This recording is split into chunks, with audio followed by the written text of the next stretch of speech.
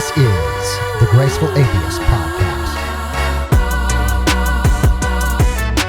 Welcome to the Graceful Atheist Podcast. My name is David, and I am trying to be the Graceful Atheist. I'm incredibly excited about my guest today. My guest is Colin Ryan. I consider him a friend. He is an author, a comedian, a public speaker, and he has written a book called Epic Tiny Victories. Epic Tiny Victories is the true story of Colin Ryan's unlikely journey from an anxious asthmatic kid with depression to a national speaker, comedian, and storyteller who has made more than 1 million people laugh, learn, and feel less alone, all while managing bipolar 2, OCD, and ADHD. In Colin's book, he talks about growing up in an evangelical world, the experience of purity culture, deconstructing, and all the while managing his mental health. I mentioned in the interview that Colin said to me once that you can tell any story as long as people know that you're okay. Colin has come through all of this, and although he continues to manage his mental health, he is able to share with others how they too can have epic tiny victories. Here is Colin Ryan.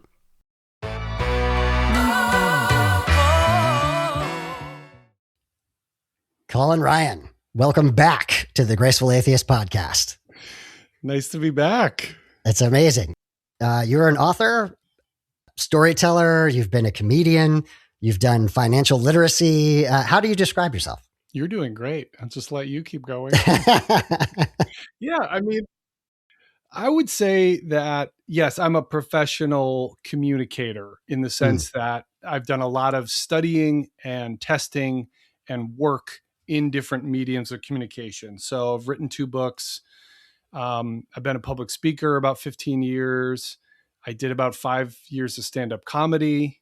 I've been doing storytelling a long time. And so these different modalities, if you will, are all ways that I express concepts, but also ways that I interact with life. Like they're just how I like to play with, how do you say this best? Or this is a painful experience. What if it could be funny? Or I'm in a big room of people. What if I could say the thing that everyone's thinking, but no one feels like is safe to acknowledge, And so I'm very fortunate to have had a career where I go around, I speak a lot on personal finance, on mental health, but in those topics, what I'm always really trying to do is bring a lot of humanity and vulnerability. And so I think that as a man, as an adult, I feel very lucky that I get to, for example, go to a college audience and talk openly about the emotional side of life, or show them respect, even though our age isn't the same, And so I feel like I get to kind of lift people up and just like try to figure out the best way to tell the story. And I think it's very hard to articulate. Yes. Yourself as a person. I'm not sure I succeeded, but that's kind of the gist of it.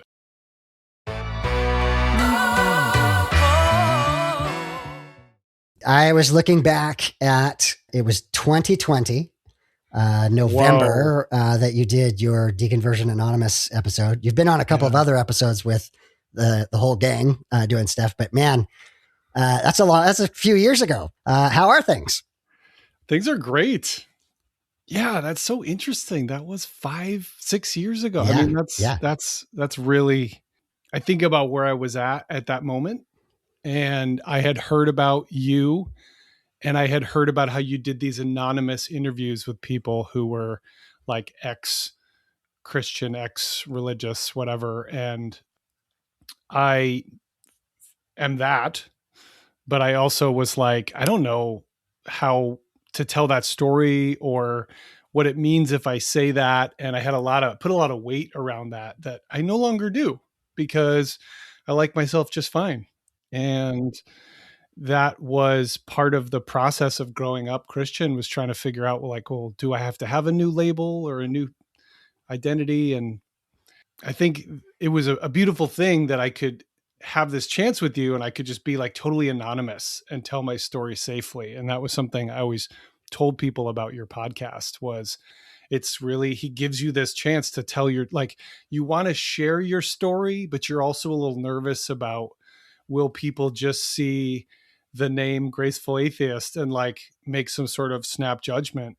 And I don't know, that just didn't feel that important this time around. Yeah. there are bigger fish to fry in the world than Yeah. what label I may or may not use. Right. Understood. Yeah. But at the time, it was really meaningful to be able to share with you. And I just love the way you listen and validate all of our stories. And I still believe that leaving any tradition or framework that you are steeped in from a young age is a huge act of courage. And it's a moment of self-honesty, whatever. It's kind of a come what may journey. I mean, it really is like, feels like the stakes are really high. Yeah.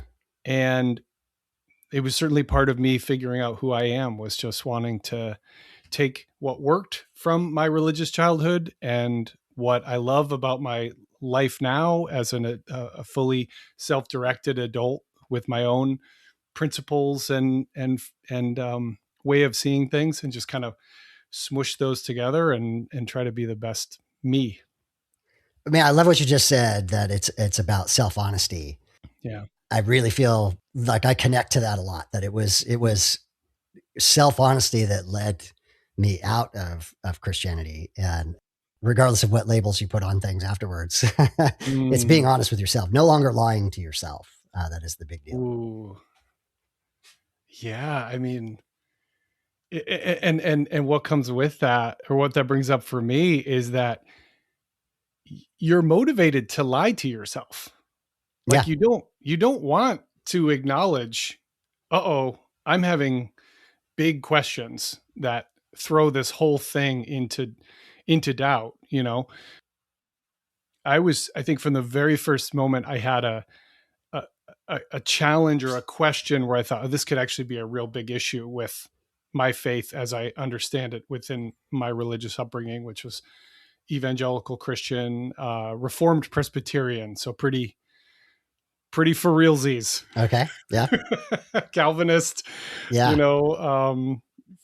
Fairly fundamentalist, very doctrinally, aligned. And I was just this color outside the lines kid, Yeah. It's almost like the way I interact with ideas that I love is I like to challenge them and poke at them and look at them from all angles. And there were people who were very important to me in my young life who just saw that as rebellion.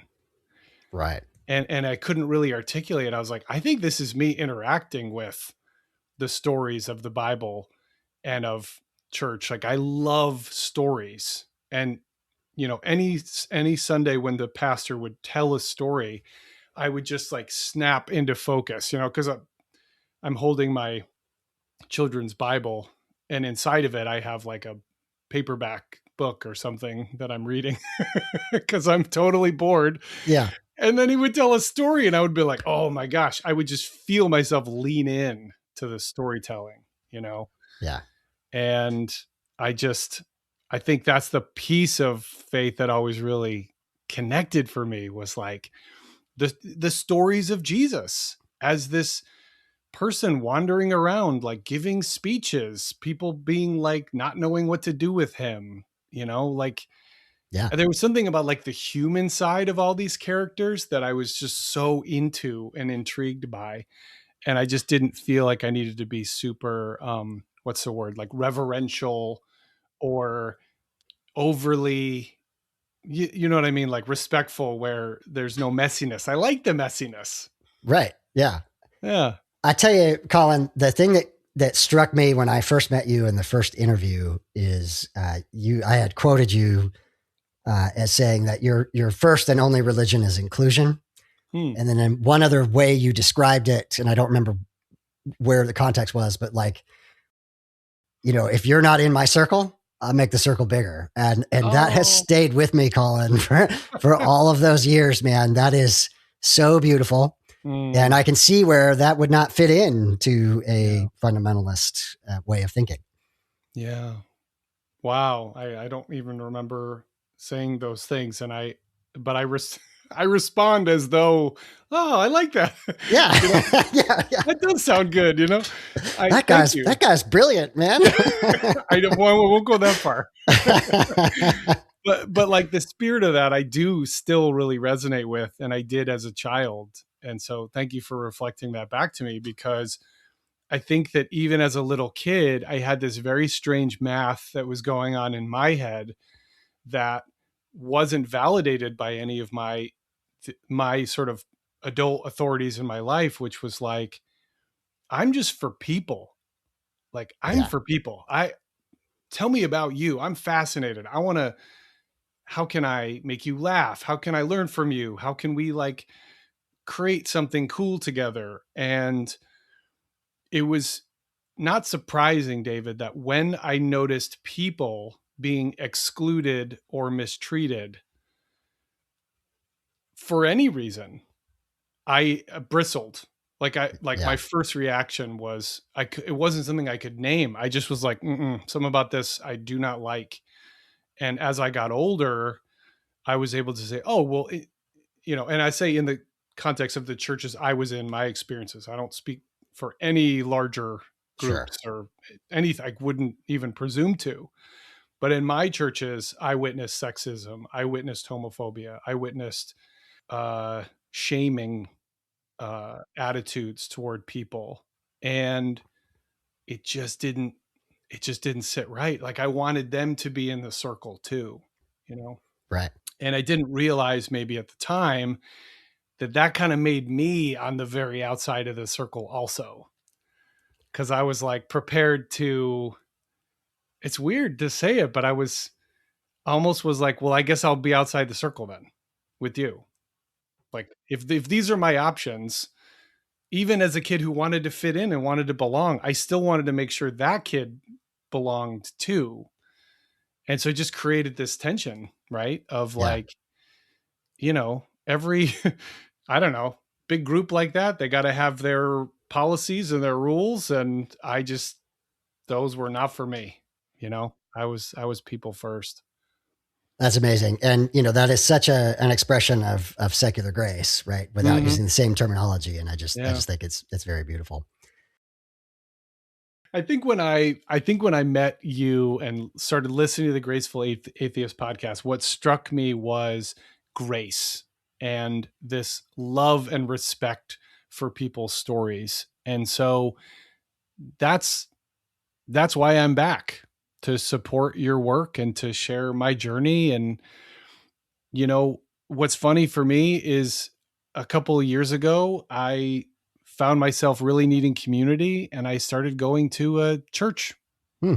And it was the weirdest possible experience after having worked so hard to honor my own values and paradigm and leave the churches that I had grown up in behind. And I didn't think I'd ever come back.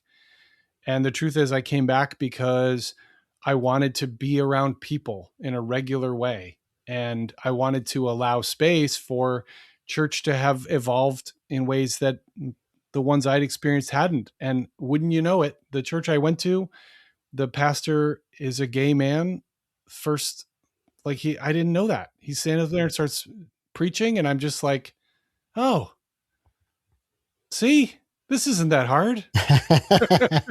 Just accept everybody. It's Yeah. fine. We're all fine with it. We're all able to love and honor each other and not create all these very narrow, you know, um, disqualifying criteria. And so I think for me, I've always been a person who I love people more than anything else. And I think it's in that sense, it's kind of funny to be going back to a church. Like it doesn't really matter to me one way or another. I just want to be in spaces where people want to know how I'm doing and how I can listen to people. And yeah, so I don't have I'm definitely a misfit that way. I don't have an identity that goes with it. But interestingly enough, I have a relationship with church that has continued and is so different than anything I would have predicted. But I've done it on my terms in a way that feels right to me. And I think there's grace in there. And I think that's what I love about your work is us just taking the time to listen to each other's stories.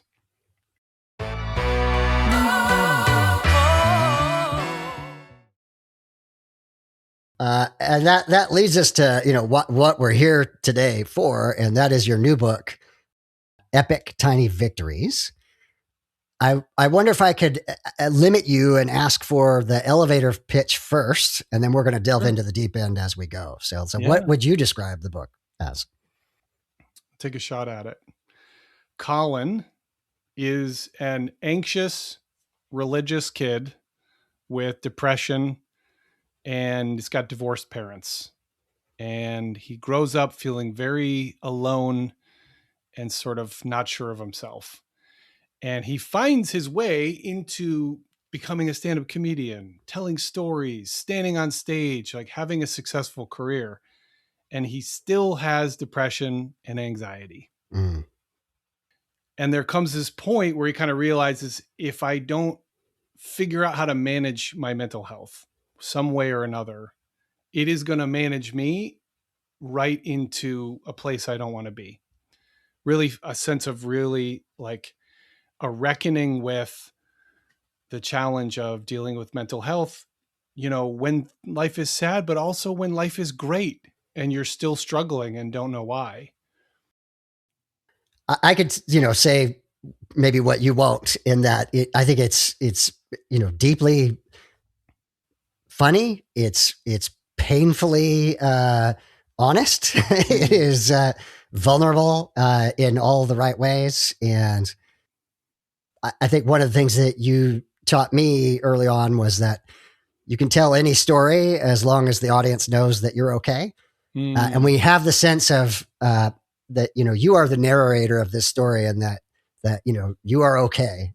But you go into very honest difficulties that you've been through, including some deep mental health problems. Yeah. Well, thank you for expressing it that way. That carries a lot of weight, and I appreciate you saying it. And I do think that that's kind of what I mean. I don't mean to say, oh, I'm so good at communicating, so I should write this book. I meant like, I'm kind of obsessed with humor in dark places and in finding vulnerability as a strength instead of as like a slip up or a confession. And I just was like, well, then that's how you write the book. Like, be unafraid to tell like some of the really hard moments that a person can have in their life. And then right in the worst part of it, like, that's where the joke goes. Yes. That's awesome. And that's okay. And trust people to relate to it in their own way. And I am gratified to say that's what people have said, is they see themselves in the story. And that's why I did it. I'm not remarkable. I'm remarkable in the sense that I'm a human, and that is its own incredible magical event that how do you explain, we all are that. We're all magic. But in terms of like, I'm not different. I just grew up in a certain way where I wrestled with depression and anxiety, and I could not figure out why. And no matter how dark things got, I would not give up. I just refused. I was a fighter. And then in my adult life, no matter how good things got, there were still this like heaviness around the edges, and sometimes would just show up in the most unexpected moments. And I just felt like, what an honor to get to tell that story, to tell that very human story of the journey to just be okay and to just like hold your own hand and love yourself and believe in yourself and fight for yourself. And I mean, that's kind of an inspiration of the idea of an epic tiny victory. I think the everyday stuff is epic. Yes, absolutely. Like every person you've had on your podcast, I've listened to so many of these stories where it's like, it's remarkable what they have navigated, what they've come through. All of us are underdogs in certain ways. And I think I just love hearing how people kind of climb out of the valley, you know? Yeah. One of the stories that you return to kind of in multiple points in the book is a story when you were 11 years old and you had kind of an embarrassing moment in a classroom and a young girl stood up for you. Yeah. I'd like you to maybe tell that story and then we'll unpack a little bit about why you kept coming back to that. Okay. Yeah. I mean, I was this kind of quirky, bold, dorky kid. And then I went to middle school, and it was like the second that I got there, it's like, oh no, hide, be invisible. Yeah. And that was such a powerful instinct for me, but I had no idea how to do that. And I tried very hard to be invisible, and I made it about 3 periods. And then the teacher gave us a questionnaire and said, I want everyone to fill out this questionnaire. I want to get to know you. And then and so I still trust adults. I trust adults at this point, and I am not apparently someone who listens to directions. So I just answer it with complete honesty, and we hand them in, and then she shuffles up the questionnaires and she hands them back out to the class, and we go around and read like 3 answers from each kid's questionnaire, and I am just like, oh no, like this is so bad. And this kid gets my answers, and I can't remember his name or even his face, but I remember he was really mean and popular and like kind of an intimidating, you know, sixth grader. But of course, like he was probably like a little taller than me and had like peach fuzz. So Right. he seemed like a man, to me. And he's reading my answers, and it's so bad. It was like, where would you go on a Friday night? And, these kids had said like to the mall and, smoking and whatever they were saying. And I had said, I was at rehearsals with my local church's clown troupe, Clowns for Yes. Christ. As you do. As you do. And it was just a moment where, like, when I wrote that on the questionnaire and when they got shuffled back out, I thought, I'm on a train headed to disaster. Like, it's going to get said. And it gets said, and it, like, my whole body, I just shrink. I'm just crushed. I'm so embarrassed. I mean, everyone is howling, laughing. I mean, this is like the end of any social status. Oh, day one. Like, it's, I'm starting at a major deficit here. And I want to stand up and yell out, I get it. Like, I will do whatever you think is cool. I will be whatever you think I should be. I will quit clowns. I will watch all the R-rated movies that you guys are watching. I will, like, whatever. Just, I don't want to be special. I don't want to be different. I just want to be liked by you. And I didn't say that. And I just felt ashamed and sat there silently. And that's when this voice from the back of the room rang out. Belonged to a student. Her name is Michelle Beaver. She was like 2 rows behind me. And I didn't know her well. She wasn't necessarily like the coolest kid in class. So she took a risk, but she stood up for me. And she said, these are his opinions, guys. Like, why are we doing this if we're just going to laugh at each other? And it just put a dent in the, like, humor of the moment. Like, it was like a bit of a gut check for people. And I'm not going to say like it changed everything, but people definitely backed off and we went on to the next person. And I never forgot that moment. And I never forgot that Michelle, like, put herself on the line for me. And she stood up for me in a moment when I really, really was the outsider. Yeah. And I say in the story that, this is the deal. Like, you can stand up for somebody when they need you, and they will remember you as their hero for the rest of their life. And I was struck in my adult life by how that memory was still with me. And I ended up telling that story at a Moth event in Burlington, Vermont, in front of about 1,000 people.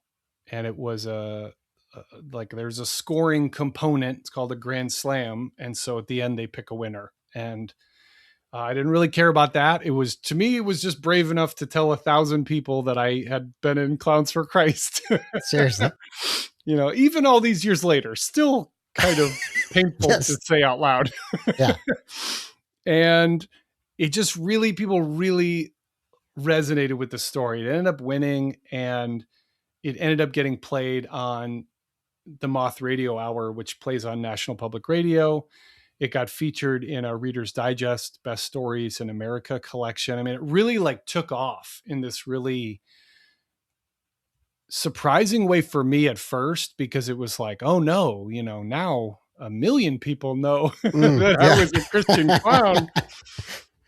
But what came next was also really special, which is that, I got to see people resonate with this story.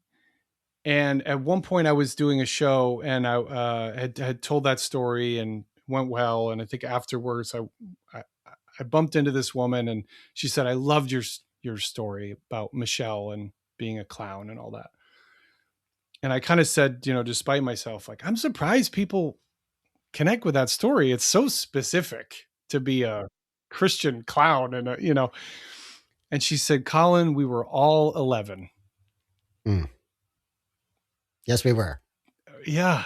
And I was like, it was a really a paradigm shifting moment for me that in a weird way, the more specific you are about your example of whatever happened to you, it's actually more relatable, because people, they don't care about the specifics. They care about the emotions and the themes. And so you tell a story like that, you could frame that a million different ways. It's just a story about a child who feels alone, and another person who is not special, is not a Marvel character, does not have healing powers, right? Like Wolverine. And yet she was willing to stand up next to me and fight for me. And I think that that's just something very important. I think that I try to remember as a person, is just to be honest about what's happening to you, because people are going to get it from their own lens, and they're going to appreciate that you were real. Absolutely. And they're going to appreciate that you gave us the juicy details in my case. And the other thing I'll add is that I've reached out to Michelle a couple of years ago, and we reconnected, and I got to send her the video of me telling this story and everybody cheering for this girl, Michelle, who stood up for this, dorky little boy who needed it. And I think it just really meant a lot to her. And, it turned out she had been having a really hard growing up experience at that moment too, in ways I had no idea. And so for her to kind of be able to look back and go, wow, I did this thing that really mattered to somebody. And then other people really connected with that. And that to me felt like maybe the coolest part of the whole thing was I get to go, see, you didn't even remember that you did that, but that has moved a lot of people. Absolutely. I think that's why I wanted you to tell the story, is getting the opportunity to come back and connect with her is just amazing.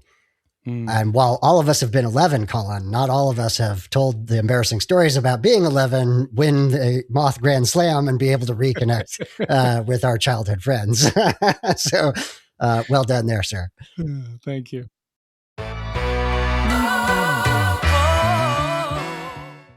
We are going to skip over a lot of parts the book is amazing. You were a world traveler. You lived in Scotland for a while. You almost ran with the Bulls in Pamplona. Yeah. You were a VBS star on as an actor. You did all kinds of things. But I want to get to the heart of the book, which is your mental health journey. Yeah. Maybe talk a little bit about the first time you connected with a therapist and what that did for you. Yeah. When I was in my late 20s, I found myself in a real bad spot.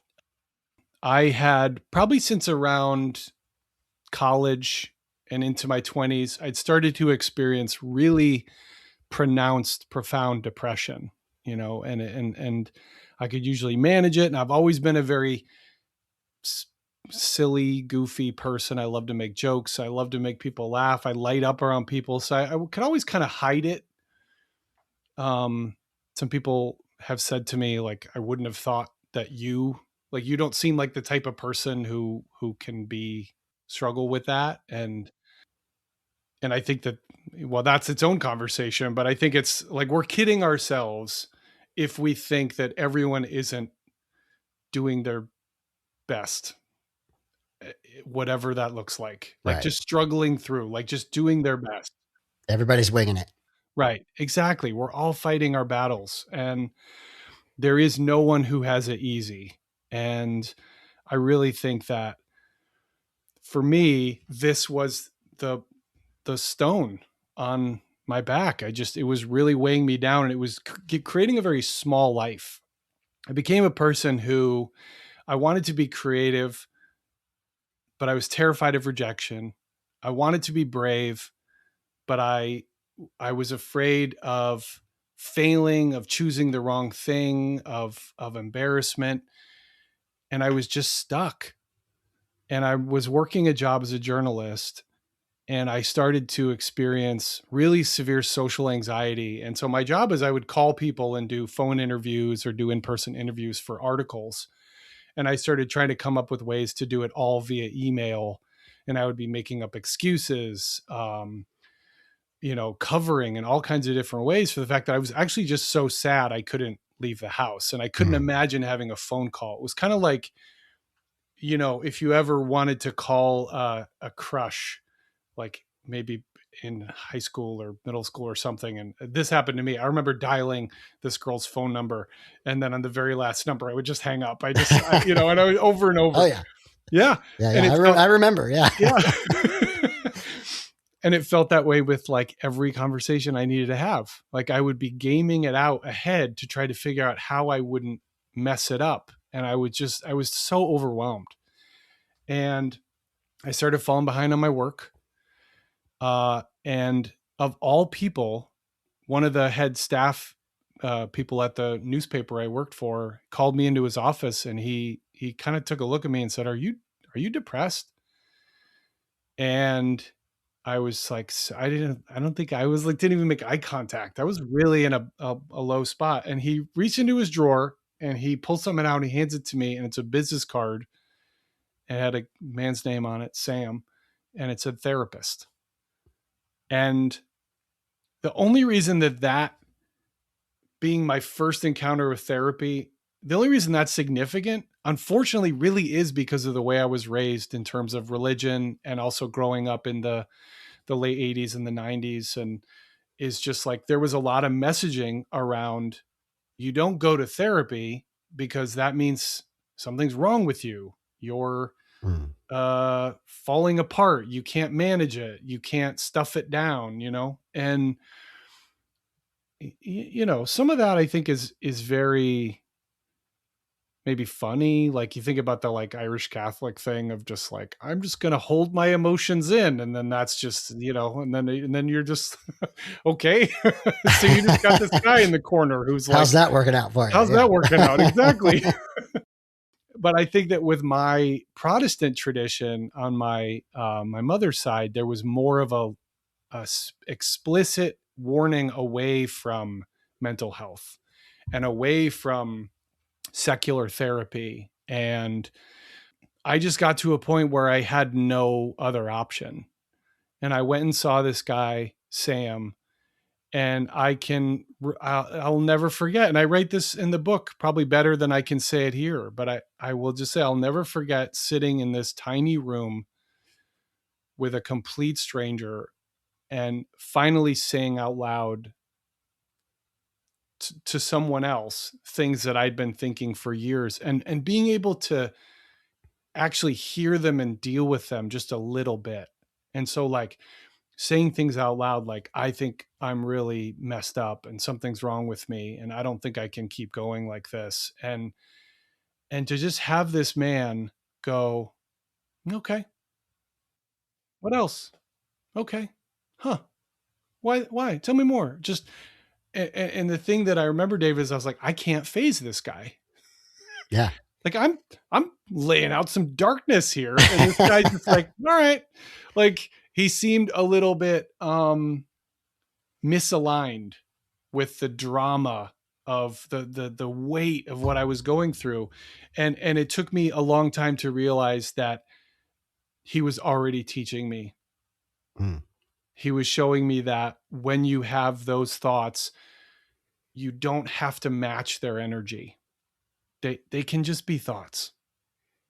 And it's wild when you realize that you can say to yourself, and mental health is an arena where this happens, where we have these thoughts that we tell ourselves, like, I'm really messed up. No one will ever accept me. I'm always going to be this way.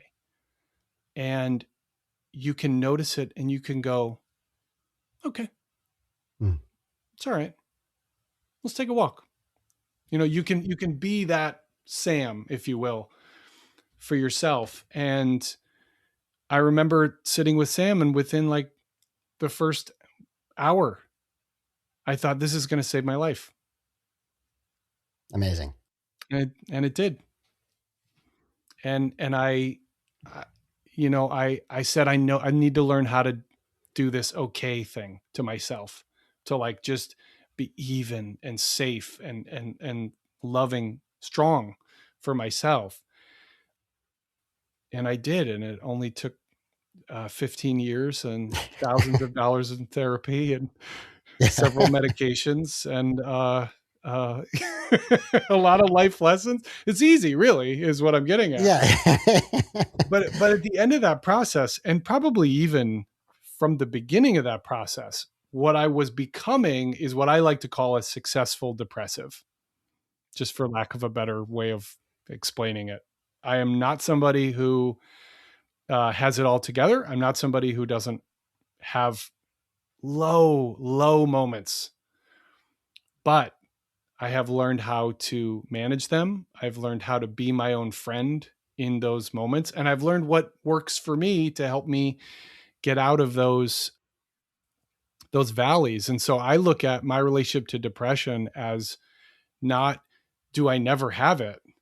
I don't look at it that way at all. I see success as, am I able to go into it and then come out of it in a relatively brief amount of time?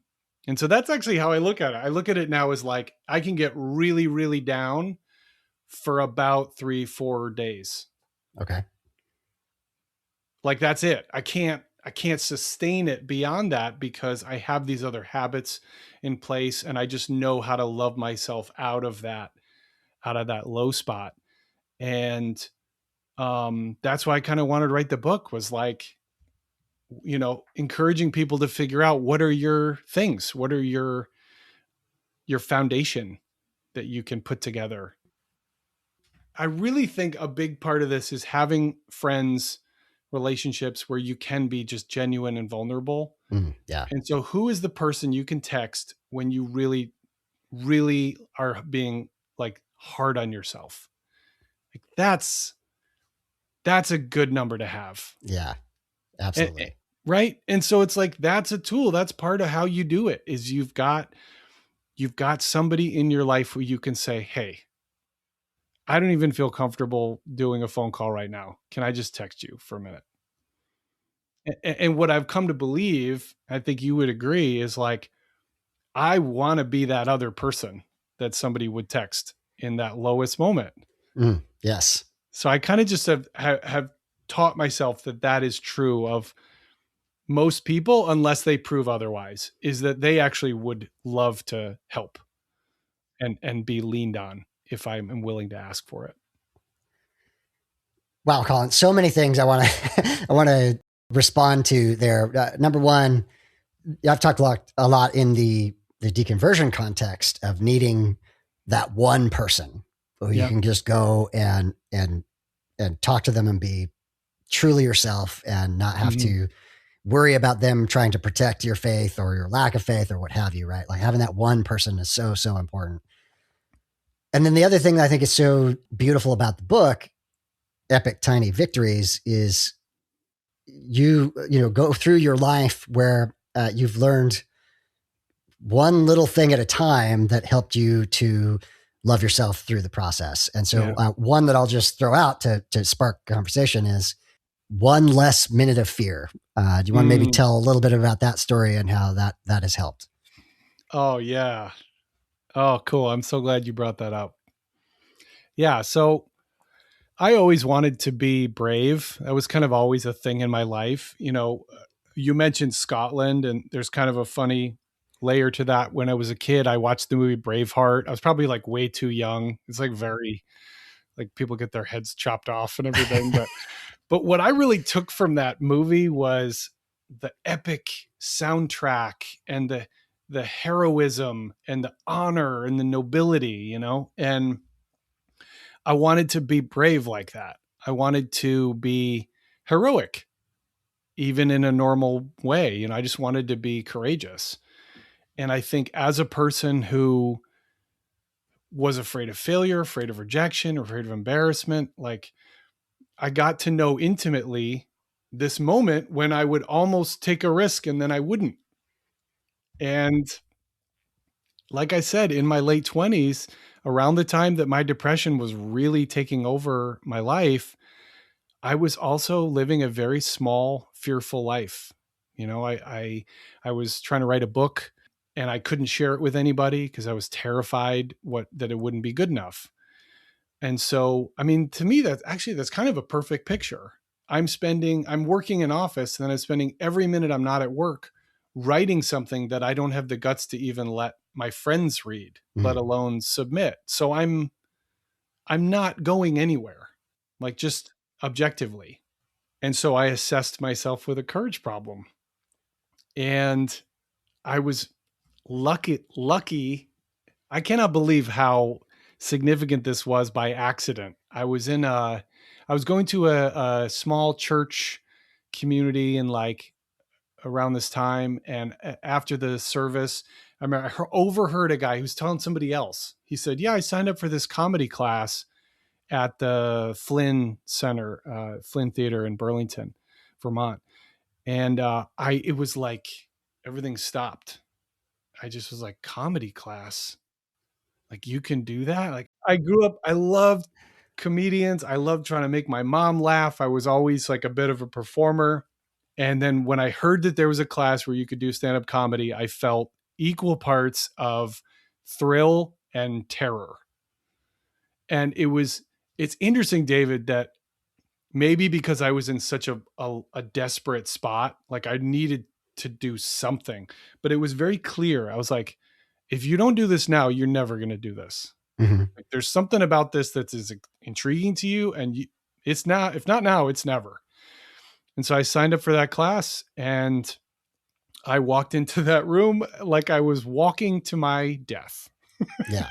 I could not believe that I had chosen to be in this extremely vulnerable environment of standing in front of people.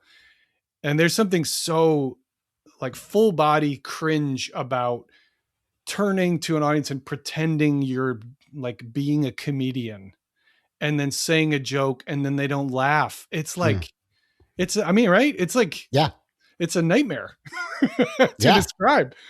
And this was dawning on me, more and more vividly. And then they called my name and they said, everyone had to get up and do a couple minutes of jokes. And I got up there and I wasn't very good, but at some point I got a laugh and it was like tectonic plates rearranging themselves. I mean, it was just a moment where I thought, whoa, wait, I could I could figure this out potentially. But even as I went and sat in my seat, what struck me even more was like, I just did the thing that scared me possibly the most. And I walked all the way from my car to my seat, from my seat to the stage. I did the minutes. I sat down. Like, I made myself do all that. And in a weird way, I felt like this is kind of heroic, like in a normal way. You know, I didn't fight a war. I didn't slay a dragon. I didn't save a kingdom, you know, but I picked the thing that scared me and I leaned into it instead of ran away from it. And honestly, I've tried to live my life that way ever since, because there was something very clarifying about that. And so I like to give people advice. I think that confidence is something you can earn for yourself, and there's math to it, and you're not going to like the math because it's pretty simple, right? It's like, if a thing scares you, go do it. And I know that doesn't make it easier, and it doesn't. And that's the important part, is the only thing that makes it easier is you actually doing it. And so I like to tell people, if you need a hack or a trick to make it make sense in your mind, just do it for a minute. Just do like one horrifyingly scary minute, right? Walk across a room and ask out your crush, right? Or go to a job interview, or write a book or write an essay and put it online, or whatever. To go to a stand-up comedy open mic. And that's really scary and can be really rewarding. And for me, that just kind of became the deal, is every minute that I would do stand-up comedy, I became a minute less afraid.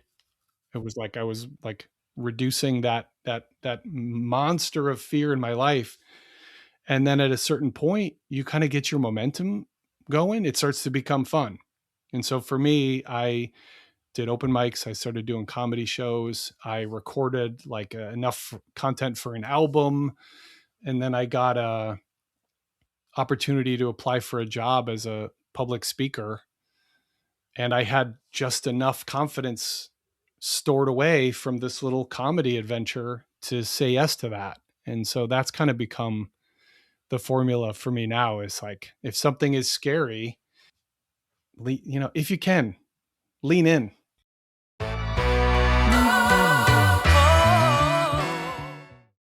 One of the things that struck me reading it is, you know, you talk very vulnerably about the internal monologue, the internal heckler, the internal critic, and these epic tiny victories, these little almost hacks that you have of talking a positive talk to yourself are things that helped you deal with and learn to live with the depression and various other mental health.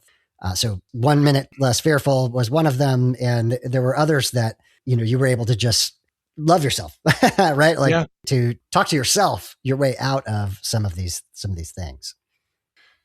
Yeah. And I do want to say too, that mental health is very different for each of us. And so for me, you know, I also recommend therapy. I also recommend medication. I recommend you treat it as a science experiment and really try to figure out what it is that you need.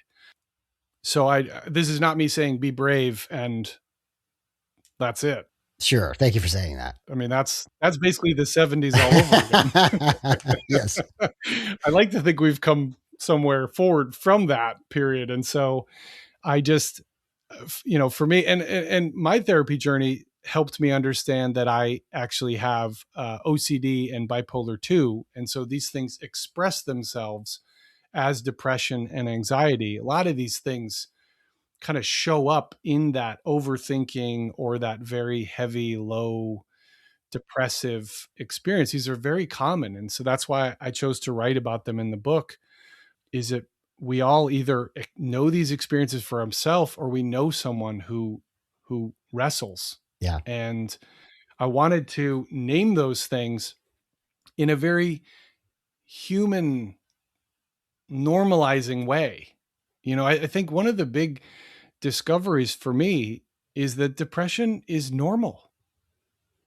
It's like, this is something I have to catch myself, David, is because in my relationship with my wife, this is still a thing that happens. And when I do get depressed, I have to catch myself from being like, it's okay. It's okay. It's just a little, it's low level. Everything's fine. Like, I'm apologizing for it. Right. When my partner loves me and just wants to be present for me, is perfectly fine with me saying, you know what? I am depressed right now. I'm working on it. Okay. You know?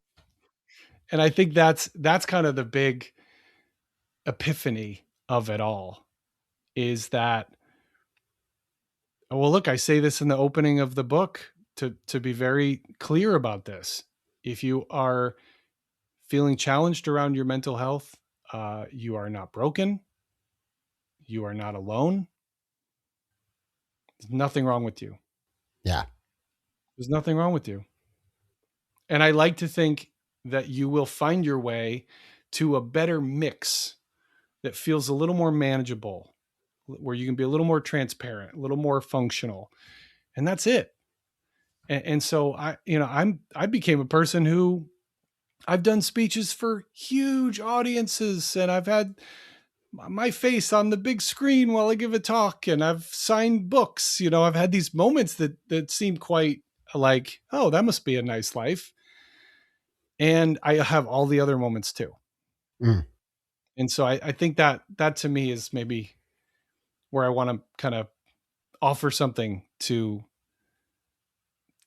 really, to anybody, to the world, to the listeners of this, to the readers of the book, is like, you're not broken. You're not alone. We need you. Like, how can you help yourself? How can we help each other to, like, get ourselves into a place where we can share our story and speak our truth and fight for the person in our life who is down and needs somebody to stand next to them, be a hero for someone else. I think that's kind of what I have landed on, is like, we're already there.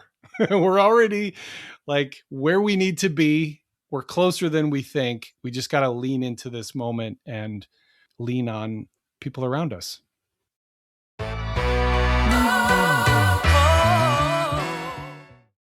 I want to talk just briefly about the writing of the book, the process itself. My biggest compliment to you is that you were showing and not telling. I was literally yelling at the book, like, this is bipolar. This is bipolar. And you reveal that near the end. I hope I haven't given away too many secrets. No. So well done in showing, your experience through the storytelling. Mm-hmm. I thought that was really well done. Thank you. So I'm obsessed with storytelling as an art form, but also as like a kind of a practice for knowing yourself better. And the basic formula for it is, what's a moment that really stands out in your memory as being significant? Okay, got it? Great. Now, instead of just focusing on why was it like so hard? Why was it such a overwhelming, painful experience? If it's that kind of experience, maybe the question is, how was I growing and changing during that moment? Right? So that's a story. It's not just you're slogging along and life sucks. It's like, no, yeah, life sucks, but look how determined this character is to not give up as things get worse and worse. And look what they leaned on in themselves to grow and to change, right? And so I say that because I think each one of us is a character in our own story. And it's actually kind of fun when you think of yourself as a character in a story. And one of the things that was important to me with this book was that I wanted to stay true to, well, how does the character experience it in the moment? Like, I know a lot more now, but there's a chapter in the book where I'm in fourth grade and I'm at a spelling bee and the day doesn't go the way I hoped. And I cannot tell you how delightful it was to really lock into, okay, I'm 9 years old, 10 years old, whatever. Like, I only know 9 years Yeah. worth of stuff, Yes. you know? And that was really, really fun. And to your point about my realization that I have bipolar 2, that is something that is revealed later in the book, but it's also on the back of the book. So it's not meant to be like a spoiler. Really, the only spoiler is I wrote a book about mental health, but I'm still here, So you don't have to worry. Like it's going to get bad, but it worked out for this guy. And so I know what you're referring to. There was a moment in my 20s where I experienced unbelievable insomnia. I just swung from depression to insomnia, and I was awake for like a couple of weeks. And so I put that in the book as like a wink, wink, like that'll make sense later. Yeah. Yes. But at the time it didn't, at the time I just thought, man, I don't know. I don't know what's going on here. So, that's bipolar 2, by the way, is the kind of less well-known version of bipolar disorder. It's much less severe, but it does also involve mood swings where you go from sleep is really the whole deal with bipolar 2, is learning how to manage your sleep. And yeah, so there were moments throughout my life where I just wanted to, as you say, show it, not tell it. Like just come with me on this journey, and it'll start to snap into focus as we get further along. And that's quite lovely to inhabit the moment in time in your life, and not be the adult that you are now, retrofitting information into that moment. So yeah, that's beautiful. Mm. The other thing that I just really related to is you talked about completing the book, and that maybe that was a dangerous moment for mental health as well, and having kind of a sudden realization that it's not that people were ignoring it; it was that people didn't know it existed at all. And man, can I relate from being a podcast person? I think anybody who's ever created anything ever can really, really relate to that. You pour your heart and soul into something, and it's not that people see it or hear it and reject it. It's that they don't even know it exists. So talk maybe just a little bit about the process of getting the book out there and getting people to know about it. Well, yeah. And that's, I'm glad you pointed that out, because the central idea from the book is what I call reframing. And so it's looking at a moment and saying, okay, here's my default. I'm suffering. This didn't go the way I wanted. I put all this work out into the world and no one cares. That's the default storyteller narrative. But what's more interesting is to go, well, is that how I really want to see this moment? Is that really what I believe? Or is that just kind of my insecurity talking, or my, despair? I wrote all this and no one cares. That was the thought I had after I finished my first book. And I was like, you know what? I think the more honest, more obviously true interpretation is no one knows. And so that just changed the energy. Mm. It's not that they don't care. It's that they don't know, and everyone's busy, and it is hard to find your audience, and it is hard for your work to like reach the people you want it to reach. And it just is. And maybe that's okay. Mm. And, yeah. And I cannot tell you how that has served me this time around, because, this time around I finished, this is my second book, and I went into it very open-eyed about this next part's going to be hard. Yeah. Because you haven't quantified what you expect. So whatever book sales you get, you're going to wish it was more. Right. And you've never decided how many Amazon reviews you want, or, bookshop.org reviews, but you're going to want more than you get. And what I've had to really do is slow down and go, what's in my control? Like, what do I actually want to declare? How do I declare victory instead of this was pointless? Mm. And look, I'm talking to myself right now, because this is this is the work. Like, I put this book out there, and everybody's like, I want people to be walking around, like, walk by me reading my book. Like, of course, like, I put all this work in, I want to share it. And what I have landed on is when somebody writes to you and says, that mattered to me. That really spoke to me. I really loved it. And you got to be like, that's enough. And hey, let's play the game a little further. Maybe you don't even get that, because not because they don't feel that way, because if you didn't ask or they didn't tell you, it just lost in translation. How about this? You got to make a thing. You got to spend time making a thing that just, like, you loved making it. And that's the piece I've really, like, leaned on this second time through with a book, is like, no matter what happens, I got to spend almost, I think, a little bit over 2 years writing a book where I was, like, proud of every word. And I thought a lot about some of the stories were like these dragons I had to fight. Some of them just poured out on the page and they were perfect. And then other chapters were like, I defy you, Colin. Yeah. I'm twice as long as I need to be. Deal with that, and all of these challenges. And I really enjoyed it. I really enjoyed the project. And so that's what I would say is, like, this idea, it's in the subtitle of the book, it's a hopeful memoir about depression, anxiety, and reframing your life. And I would say we are all capable of reframing our life and saying, I know how I feel about this. I know what I'm telling myself, but is there another version that might also be true that I could focus on a little more? Mm-hmm. And I think that's where you start to really, like, listen to your own voice and start to hear yourself say things like, you know what? I got to do that. And my sister read it and she loved it. I got a chapter about my, early on, about our grandmother, who was this iconic 5 foot tall British woman who would show up in our lives, like, kind of like a Mary Poppins character, but she swore more, Yeah. I love her already. I know.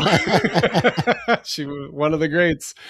And she, writing about her is so meaningful to me. But then my sister called me. She left me, like, a voice message of how beautiful it was and how it reminded her memories of our gran and her connection and reliving that. And so I think it's realizing that what you do is going to have an impact on somebody else. That's epic. Absolutely. I think that's maybe the best advice to any artist ever, is make the art that you want to consume. You may have even said it, that you were writing the book that you would have wanted to read, that kind of thing. Yeah. So.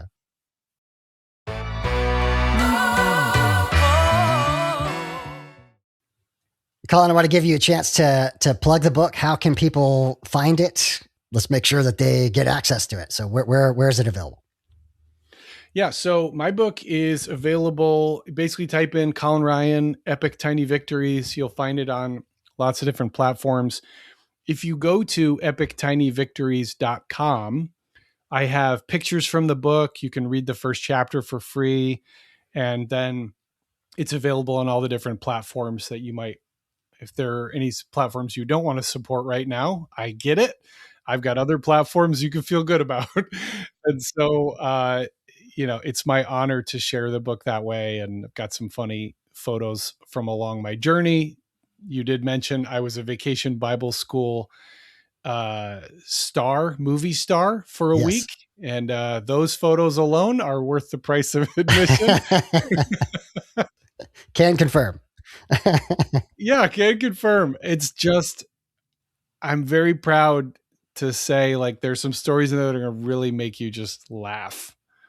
And there are going to be stories in there that are going to make you really feel big things and feel connected. And that's why I wrote it. Colin Ryan, thank you so much for being on the podcast. Thank you, David.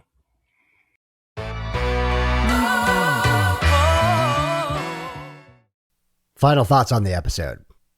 I love it when someone independently comes up with ideas that are very similar to secular grace. And I think his first religion is inclusion, and opening the circle to include everyone around him really encapsulates that. It's a beautiful expression of secular grace without using those terms. I loved reading the stories that Colin wrote about and then getting to talk to him about it. They are hysterical. They are vulnerable and honest in a way that is very rare. And that is my cup of tea. That is what I love about Colin the most. I also want to point out that as I did the edit, I could hear that maybe I was minimizing, and I want to just reemphasize that Colin points out how much work, how much time, how much effort it took to live with the mental health experience that he had.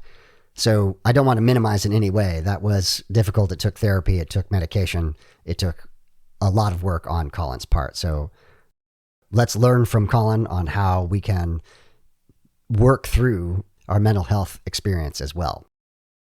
Another thing I really loved about what Colin was saying is that you're basically a science experiment of one.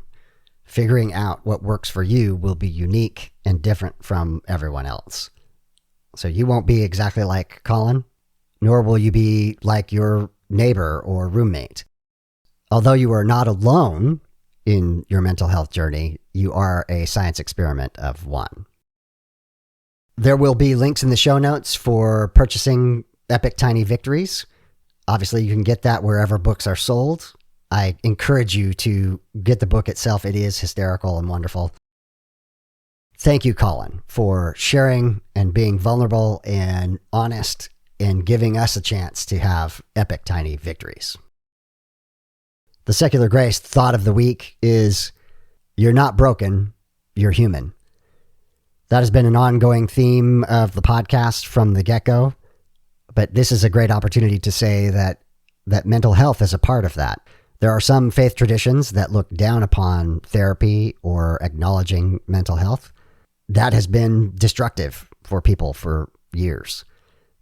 Allowing yourself to recognize your mental health challenges is the first step in living with those mental health challenges in a healthy, human way. You are not broken. You are just human. Grab someone you love and tell them how much you love them. Until next time, my name is David, and I am trying to be the Graceful Atheist. Join me and be graceful human beings. If you want to get in touch with me to be a guest on the show, email me at gracefulatheist@gmail.com. For blog posts, quotes, recommendations, and full episode transcripts, head over to gracefulatheist.com. This is the Graceful Atheist Podcast.